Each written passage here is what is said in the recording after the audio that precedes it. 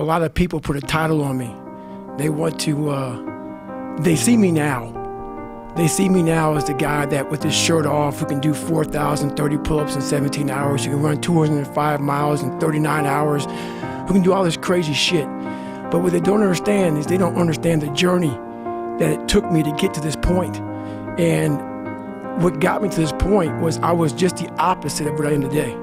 I was that guy who ran away from absolutely everything that got in front of me. But not many people knew that. I had two people.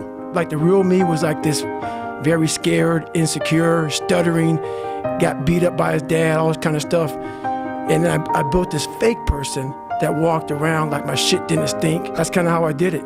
And through a process of time, I realized that I was lying to myself and lying to people. It's a long process. My dad beat the shit out of me when I was growing up.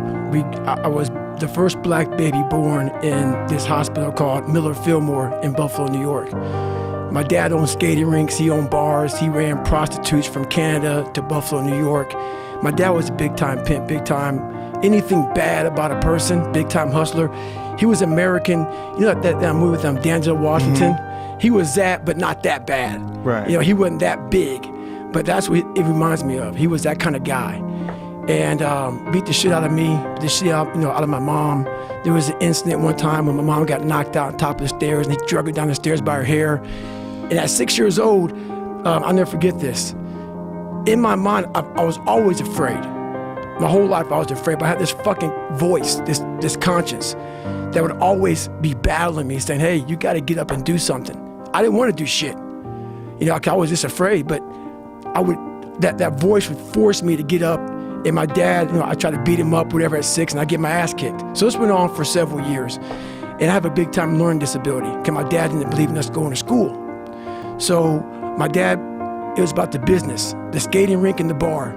So the skating rink opened about 7 o'clock at night, and this is the time I was able to walk. So about 4, 5, 6 years old, 8, 9, and I'd go to the skating rink at 7 o'clock at night, and I worked the skating rink until 10 at night.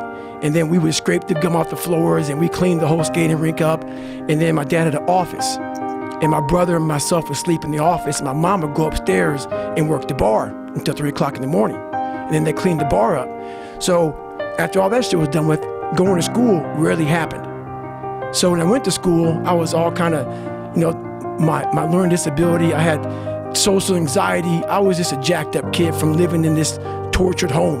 From the outside looking in, we lived in an all-white neighborhood, and then we would travel to the ghetto of Buffalo, New York, where the skating rink was at. So we worked around mostly blacks, and I lived around mostly whites. But no one knew what was going on in that house on 201 Paradise Road.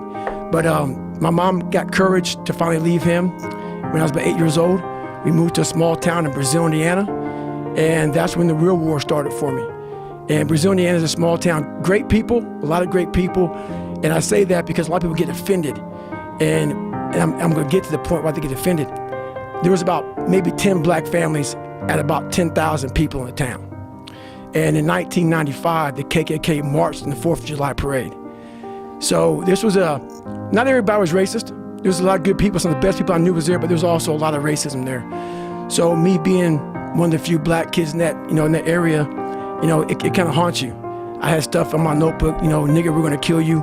On my Spanish notebook, they had that on my car, nigga, we're gonna kill you. This is early 90s. I showed it didn't hurt me, it was jacking me up. So all the insecurities I had when I was a kid with my father, I moved into this area here, and it just got worse and worse and worse.